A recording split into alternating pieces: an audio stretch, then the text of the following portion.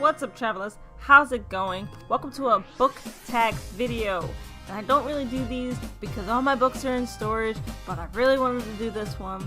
It's called A Prayer for the Wicked book tag, and it's based off the new Panic at Disco album. And I like me some Panic at Disco, and I like me some books. So, alright, let's get into this tag, shall we? Let's start with question 1. F.A. Silver Lining. A book you didn't expect to like, but loved, or a not so great book that had a silver lining that kept you hooked. Don't actually have one of these. There's no book that I went into going, oh, I'm not gonna like this book. I tend to pick my books because I expect to like them. I don't know. And so far, I don't know. There's a book I guess I can count as a not so great book, but it was personal opinion, not a matter of this book is terrible, but hey, here's a silver lining. But it was a matter of me going, I'm not a fan of these characters, but I want to see how it ends. I'm not going to talk about that because I feel like I said, it's not a bad book. It was just my personal issues with it. Question number 2. Say Amen Saturday night. Either a book you were thankful was over or a book that you could spend Saturday night reading. I'm pretty sure I did spend Saturday night reading this book, but I'm going to go with TSC by Jenna Moreci. I did spend all night reading this book. I probably would have read it in one day if I didn't have work in the morning, but legit couldn't put it down. Definitely a one-day read. If you don't know what it is, go check it out. Question number 3. Hey, look, Ma, I made it. A book you felt accomplished for reading. The Black Witch by Lori Forrest. This book is just filled with so much controversy, and I really wanted to read it, and I did, and I wrote a review if you want to see my full feelings on the matter, but yeah, it's an accomplishment that I got through that book, so let's just leave that there. Question number 4. High Hopes, a book you had high hopes for but fell flat. This one's gonna go to Battlestar, The Golden Slate. See, this is a book that I got from NetGalley. I thought the premise sounded really interesting, and then I read it, and it wasn't. It was terrible. I wrote a review about it. They were not happy for that honest opinion. So there's that. Question number 5. Roaring Twenties, a book that makes you feel nostalgic. I don't have these. There's music that makes me feel nostalgic. There's movies that make me feel nostalgic. But as of right now, there's no book that makes me feel nostalgic. Question number 6. Dancing's Not a Crime. A book that booktube makes you feel is a crime for loving/hating.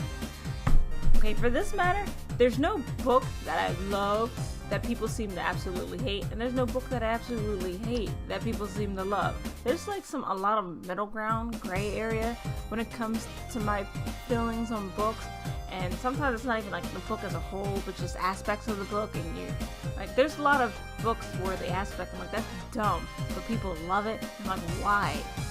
What's wrong with you? Are you okay? Loving and hating books is all subjective, huh? Question number 7. One of the Drunks, a book you got drunk on that left you in a book hangover. Children of Blood and Bone by Tommy Arami. I finished this book and I just kind of had to sit back and just, take a breather. It was just so beautiful. Oh my god. I just love it so much. I can't wait for the sequel, and I can't wait for it to become a movie. I'm so excited for it. Yes! Question 8. The Overpass, a book that deals with difficult subject matter.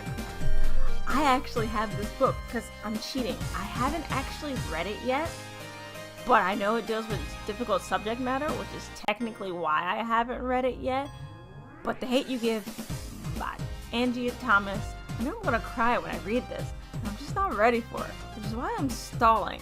But this is my answer. Question number 9. King of the Clouds, your go-to book to lift you up when you're feeling down. I'm gonna go with Becca Cooper by Tamora Pierce, and I'm going with this book because when I finally got to school and they had me reading books, I started to hate it because not only were they picking the books that they thought I should read, a lot of it was just dumb. I don't want to read these books. I didn't mind the Boxcar Children, But eventually, I had teachers trying to get me to read books about Kwanzaa. I celebrate Christmas, and then I'd be reading a great book, and they'd just stop me in the middle of it and ask me all these silly questions. What? And I just want to read the book. I just want to read the book and enjoy the book, and then after I'm done, then I can tell you how I felt. But don't make me stop in the middle of what I'm doing. Or I'd find a book that I really loved, and they're like, I don't think you should read that book. Can you not tell me what you think I can and can't read? Then 11th grade happened, and I saw Becca Cooper in the display case out front of the library. It was all gold and shiny, and I went, that's something I have to look into.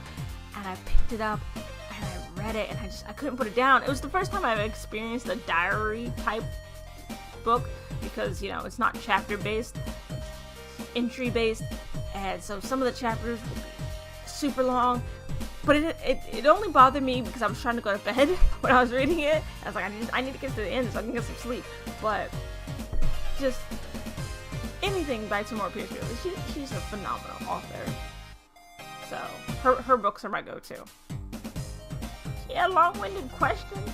Question 10, old-fashioned. Your favorite book published before the year 2000. This one was pretty hard.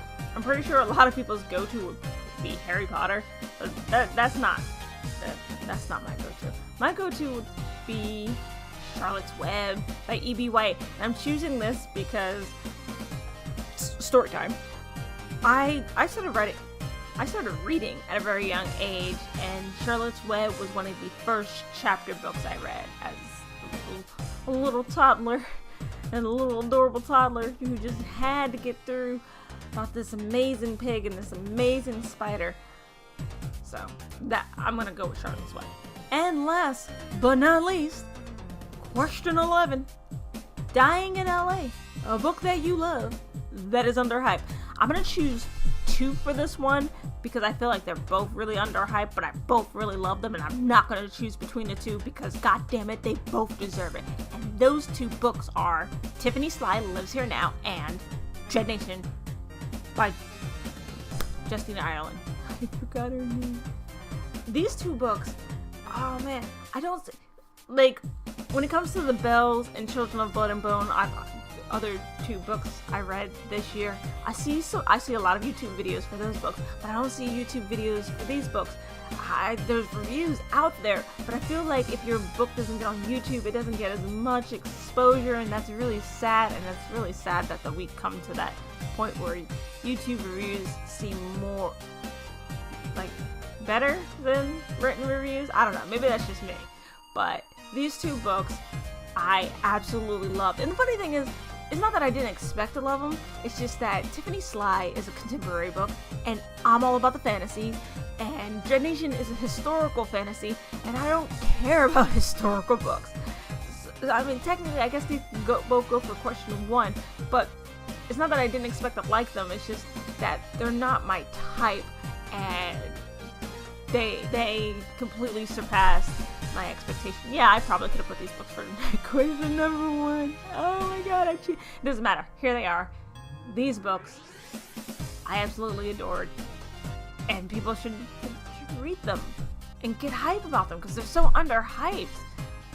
Jeez.